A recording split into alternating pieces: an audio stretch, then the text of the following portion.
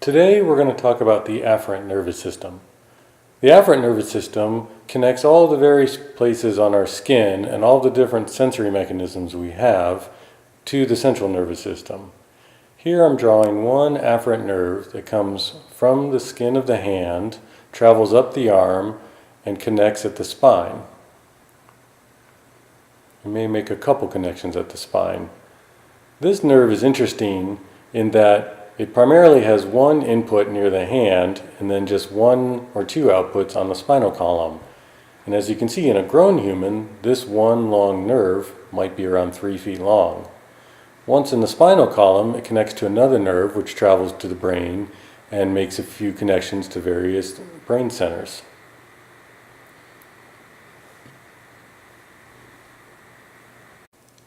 The cool thing about this nerve is that instead of having dendrites, it has a differentiated axon end at the skin.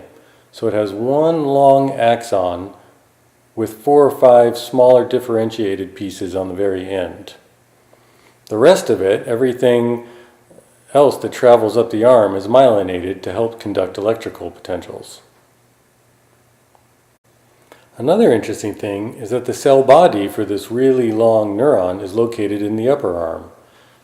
Generally, the action potential flows by the cellular body and doesn't really affect it. So the cell body is more of a housekeeping area where it makes all of the necessary proteins and whatnot for the neuron to function. However, it's essentially one long input device. So you might imagine, on a very large person, this neuron could be 2 to 3 feet long. And imagine a similar neuron down in the toe of a really tall person would go all the way from the end of the toe all the way up to the hip region. It's really a long nerve. The nerve we're going to learn about today is a cold sensing neuron. And if we look in the hand at a 1 centimeter squared section, we can find about 5 nerves ending near the skin. Other areas of the body, such as the face, that are more sensitive to cold, would have more nerve terminals. So in addition to these cold nerve terminals, which would be 5 nerves, and each of the nerves would then differentiate at the skin, you have a whole lot of other sensory nerves, such as heat sensing nerves or a variety of different things in our skin. The skin is a wonderful sensory organ. In fact, it's the largest organ in the body. So in addition to the cold sensing neurons, there's a heat sensing neuron, and I'm drawing it here in red. And it is very similar to the cold sensing neuron in that it travels all the way up the arm to the spine, has a similar morphological structure with one cell body also in the upper arm, and it connects into the spine, and then this would go up to the brain. However, the heat sensing neurons are not as dense as the cold sensing neurons. There may be 1 on the back of the skin compared to 5.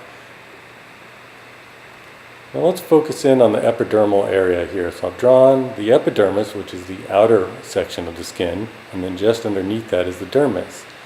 And inside, of course, you'll have hairs, and these hairs will have their own afferent nerves connecting to them that are similar to the cold.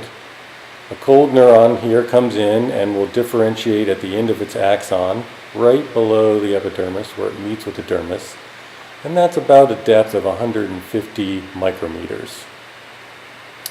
And if we draw on another red line here, that would be the heat sensing neuron, and it's a little deeper into the dermis. Let's focus in on this area underneath the epidermis where the cold neuron is. Now, all these black things, the circles and the X's, they're various channels that the axon has to propagate an action potential up to the spine.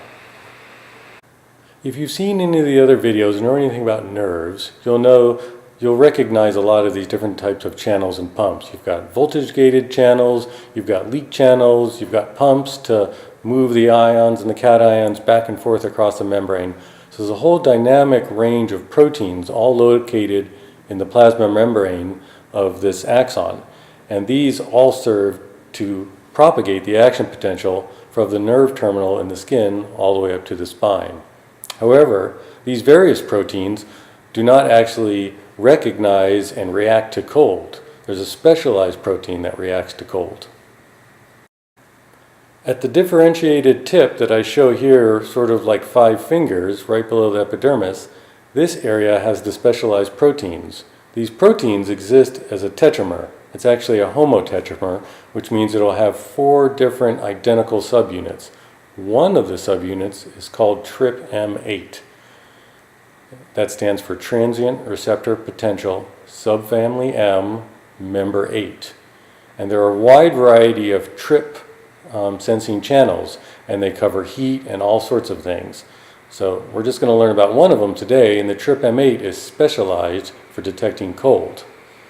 So here I've drawn a cell membrane, and I've left little black boxes for where the protein's going to go. And essentially the cell membrane is also a lipid bilayer. A lipid bilayer is a phospholipid that has a hydrophilic region that's usually on the inside or the outside of the cell membrane, and on the inside it has a bunch of tails, and these tails are hydrophobic, and we can get into that a little bit longer. But this cell membrane creates a barrier from things entering the cell or for things exiting the cell. The TRPM8 protein is a transmembrane protein, and similar to other transmembrane proteins, it gets itself inserted into the membrane where it'll function.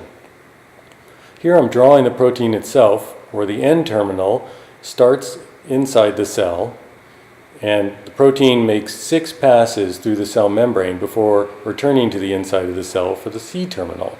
And you can see here I've drawn these 6 transmembrane sections. One TRPM8 protein is 1,104 amino acids long. And of course they're a tetramer, so there will be 4 of these together. And within one subunit of the TRPM8 molecule will be 6 transmembrane sections, and in between section 5 and 6 is the pore.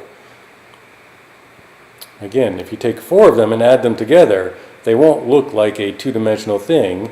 You'll have 4 different subunits of squiggly protein mass all bound up and wrapped, and you'll have maybe some beta sheets and some alpha helixes and all sorts of things that not only give it its function to detect cold, but keep it inside the membrane, and then ultimately have a pore in the middle for which cations can flow through. Unlike other nervous system channels that you may be familiar with, the TRPM8 tetramer is non-selective for cations. And what this means is it'll let in any cation, more or less, in through the pore. And so generally calcium is the most frequent molecule that it allows in, but it also allows sodium or potassium to pass through the membrane. However, the general effect is the same.